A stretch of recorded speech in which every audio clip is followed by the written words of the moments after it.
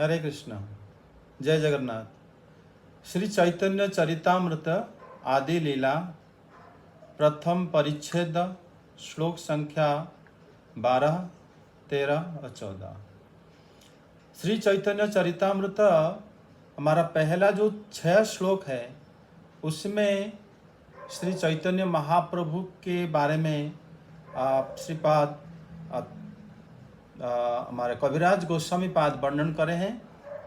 उसके बाद 5 श्लोक में श्री नित्यानंद प्रभु के बारे में वर्णन करें। ये दोनों हमारा जा चुका है। श्री कृष्ण चैतन्य प्रभु नित्यानंद श्री अद्वैत गदाधर श्रीवास आदि गौर भक्त वृंद, ये पंचतत्व मंत्र है। इसमें आज श्री कविराज गोस्वामी पाद श्री अद्वैत प्रभु के बारे में वर्णन कर रहे हैं और उनको मंगलाचरण में उनको प्रणाम कर रहे हैं। महाविष्णुर्जगत्कर्ता मायाय सृजत्यदः तस्यावतारयम् अद्वैत आचार्य ईश्वरः अद्वैतं हिरणाद्वैतादाचार्य भक्ति संसदां भक्तावतारामीशं तम अद्वैत आचार्यमाश्रये। अच्छा, इसमें श्री अद्वैत आचार्य के लिए श्री कविराज गोस्वामी पाद ये वर्णन कर रहे हैं कि श्री हरि से अभिन्न होने के कारण इनको श्री अद्वैत कहा जाता है एवं कृष्ण भक्ति का उपदेश करने से उनको आचार्य कहा जाता है। आदि लीला प्रथम परिच्छेद, अभी आदि लीला ही चल रहा है, उसी के 12वां श्लोक चल रहा है। 12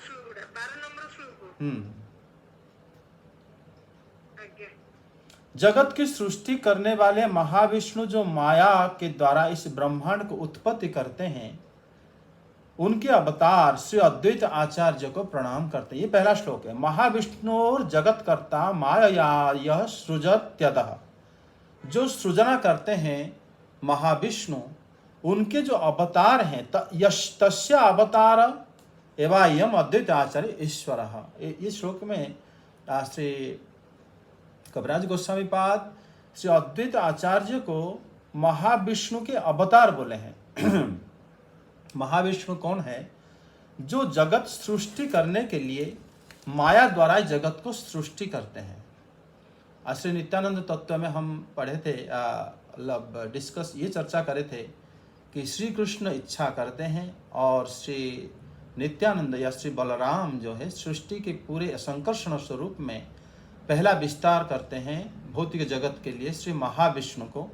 श्री महाविष्णु के जो अवतार हैं वो है अद्वैत आचार्य। ये ईश्वर हैं, ये जीव तत्व में नहीं आते, ईश्वर तत्व है। और इसमें जो कारण सागर समुद्रसाई जो विष्णु है, उन्हीं के जो माया, उसी माया से ही जगत को सृष्टि करते हैं। ये माया के बिना ये जगत सृष्टि हो ही नहीं सकता। जगत की सृष्टि के बारे में आप धीरे धीरे अलग अलग शास्त्रों में अलग अलग प्रकार के वर्णन किया गया है, जिसको आप धीरे धीरे जान पाओगे। इसमें कहा गया है कि श्री महाविष्णु 2 प्रकार की माया से ही जगत को सृष्टि करते हैं। एक होता है जीव माया, एक और होता है गुण माया। जीव माया जो है, ये माया हमारा चतुश्लोकी भागवतम में भगवान ने जो श्री ब्रह्मा जी को ये तत्व बखान करे हैं, उसमें यथा भासो यथा तमः जो शब्द व्यवहार करे हैं, आभास शब्द जीवों के लिए ही व्यवहार किया गया है, वो भी एक माया है। और तम शब्द जो है हमारा जो बाकी द्रव्य को ही कहा गया है। तो उसमें जो प्रधान को ही गुण माया कहते हैं। एक होता है गुण माया, दूसरा होता है जीव माया। गुण माया होता है जो प्रधान, इसको और जो प्रकृति की जो अंश है होता है वो होता है जीव माया। जीव, हम लोग जीव हैं, हम भी माया शक्ति जैसे ही हैं भगवान के, और हम लोग आभास माना जाता है। जीव माया ये परमेश्वर या भगवान की सदृश ही इसके अंदर चिद स्वरूप है। जो हम लोग जीव हैं, हम लोग और भगवान में एक समानता है, वो है चिद। हम भी अमर हैं और श्री भगवान भी अमर हैं। हम लोग का कभी विनाश नहीं होता। परमेश्वर की सदृश हम लोग के पास यही गुण है कि हम लोग चिद हैं। जैसे वस्तु की जो प्रतिबिंब होता है, जैसे आप अपनी चेहरा देखते हो या किसी वस्तु का जब आईना में उसका चेहरा दिखता है, वो वस्तु से भिन्न नहीं होता, लेकिन वस्तु के बिना उसका प्रतिबिंब नहीं पड़ सकता। हम लोग उसी तरह ही श्री भगवान के बिना हम लोग के अस्तित्व ही नहीं रहेगा। हम भी मतलब जैसे अहम ब्रह्मास्मि श्लोक, तत्वमसि श्लोक जब आगे आगे व्याख्या होगा, कभी भागवतम में ही आएगा, उस समय आप जब उसी समय और अच्छे से जान पाओगे कि हम लोग जो है श्री भगवान से एक भी हैं गुणों में, लेकिन तत्वात्मक में या परिमाण में हम लोग उनसे काफ़ी क्षुद्र हैं। और हम जैसे वस्तु के बिना प्रतिबिंब नहीं पड़ सकता, उसी प्रकार श्री भगवान के बिना हम लोग कहीं भी प्रतीत नहीं हो सकते, हमारा अस्तित्व ही नहीं रहेगा। इसी तरह ही जीव माया जो है सृष्टि के लिए एक निमित्त कारण है, मात्र गौण निमित्त कारण है। बिना जीव के इस सृष्टि हो ही नहीं पाएगा। अच्छा, श्री भगवान होते हैं गुण माया, जो कि उपादान कारण के रूप में ही मतलब गुण माया, एक और माया शक्ति को भगवान क्या करते हैं ना प्रकाश करते हैं। ये जो गुण माया है, ये जड़ प्रकृति को उत्पन्न करता है। जैसे आप पृथ्वी, जल, अग्नि, वायु, आकाश आदि, इसको गुण माया कहा जाता है। गुण माया क्यों? आप जानते हो कि ब्रह्मसूत्र में कहा जाता है कि इक्षते न अशब्दम। अशब्दम शब्द का अर्थ होता है श्रुति में प्रतिपादित नहीं होने के कारण इक्षते न अशब्दम। इक्षते हो गया भगवान ईक्षण करके देखकर इस सृष्टि को करे हुए हैं, क्योंकि श्रुति में ये नहीं बताया गया कि ये पृथ्वी, जल, आकाश, वायु, ये जो तत्व है ये अपने आप सृष्टि कर दिए हैं। ऐसा सृष्टि कभी भी कोई भी वेद या उपनिषद में आपको ये ज्ञान मिलेगा नहीं कि पृथ्वी, जल, वायु अपने आप इकट्ठा होके शरीर बना दिए और इस प्रकार होके जगत सृष्टि हो गया। लेकिन ऐसा नहीं है, इसीलिए न अशब्दम। श्रुति में या वैदिक साहित्य में ये बताए नहीं जाने के कारण प्रधान या गुण, जो प्रकृति के 3 गुण, सत्व गुण, रजगुण, तमोगुण, ये सृष्टि के कारण नहीं हो सकते। मात्र सृष्टि के कारण होता है इक्षते, जो ईक्षण करता, जो देखकर सृष्टि को करते हैं, वो होते हैं महाविष्णु ही। मतलब जब प्रकृति के ऊपर अपनी दृष्टि शक्ति मतलब प्रक्षेपण करते हैं, तब जाके सृष्टि होता है। महाविष्णु जो भगवान श्री बलराम शंकरषण की जो अंश होते हैं, उनके अंदर इच्छा शक्ति, ज्ञान शक्ति, क्रिया शक्ति आदि मुख्यतः 3 प्रकार की शक्ति होता है। जीव माया में वो क्रिया शक्ति संचारित करते हैं, गुण माया में भी वो गुण माया में अपनी क्रिया शक्ति संचारित करते हैं। जीव माया में वो तीनों शक्ति को ही श्री महाविष्णु मतलब प्रदान करते हैं कि ताकि वो इच्छा भी कर सकता है और ज्ञान भी उसके अंदर आ सकता है और वो कुछ कार्य भी कर सकता है।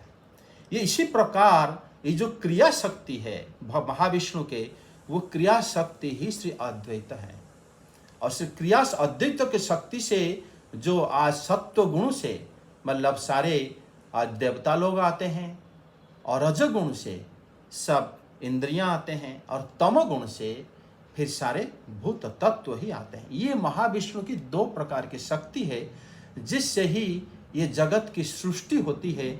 उसके जो अवतार हैं, जो क्रियाशक्ति के अवतार हैं, वो हैं श्री अद्वैत आचार्य।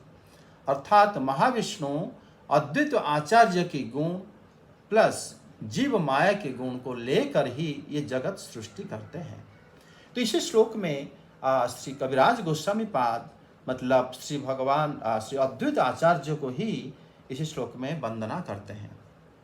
13 श्लोक में कहते हैं कि वो श्री हरि से अभिन्न होने के कारण उनके नाम श्री अद्वैत है, और कृष्ण भक्ति उपदेश करते हैं और सिखाते हैं, इसलिए उनके नाम आचार्य है। इसलिए दोनों सम्मिश्रण होकर उनके नाम श्री अद्वैत आचार्य हुआ है। श्री कृष्ण चैतन्य प्रभु नित्यानंद श्री अद्वैत गदाधर श्रीवासादि गौर भक्तवृंद। तो ये 2 श्लोक में श्री अद्वैत आचार्य पाद की उन्होंने व्याख्या करे हैं। और जो 14वां श्लोक में वो बताते हैं, पंच तत्वात्मकम कृष्ण भक्त रूप स्वरूपकम भक्तावतारम भक्ताख्यं नमामि भक्त शक्तिकम। ये जो 14वां श्लोक है, इसमें उन्होंने 5 तत्व को ही मतलब प्रणाम करे हैं। उसमें से पहले है पंचतत्वात्मकम कृष्णं भक्त रूप स्वरूपकम।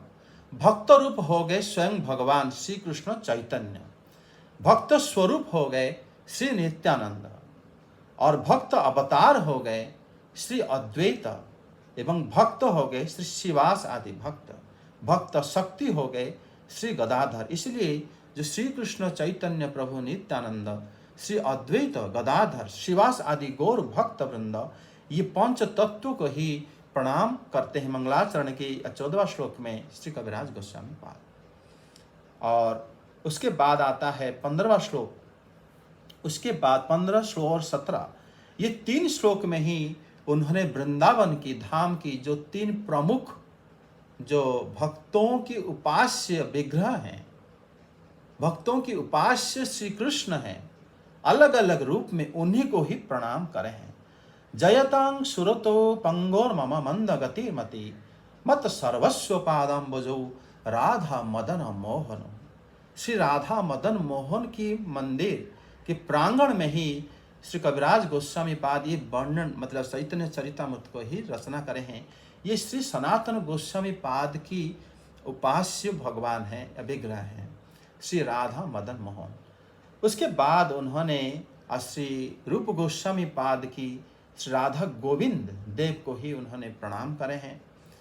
दिव्याद वृंदारण्य कल्पद्रुमादः श्रीमद रत्नागर सिंहासनस्थो श्रीमद राधा शील गोविंद देवो पृष्ठाभिषेव्यमानो स्मरामि। इसमें श्री कविराज गोस्वामी पाद श्री गोविंद देव राधा गोविंद देव को ही उन्होंने अपना सर्वस्व अपनी मतलब भक्ति कृत श्रद्धांजलि या प्रणाम अर्पण करके ही इस ग्रंथ को आरंभ करे हैं।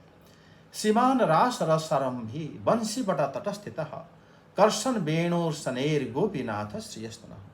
उसके बाद श्री जीव गोस्वामी पाद की जो उपास्य हैं श्री राधा गोपीनाथ, उनको उन्होंने प्रणाम करके ये ग्रंथ आरंभ करे हैं। लेकिन पहले जो 14 श्लोक है, उसी श्लोक को श्री कविराज गोस्वामी पाद खुद कहे हैं कि ये मेरे मंगलाचरण है। मात्र ये जो 15, 16, 17 ये श्लोक मंगलाचरण में नहीं है। इनको ये अपना मतलब जिस जगह में रहते हैं उसी जगह की तीनों ही उपास्य विग्रह होने से ही उनको ही वो प्रणाम करके ही ग्रंथ शुरू करे हैं। तो आज हम लोग इतना रखते हैं, फिर अगले जो बृहस्पतिवार को फिर चैतन्य चरितामृत करेंगे। हरे कृष्ण।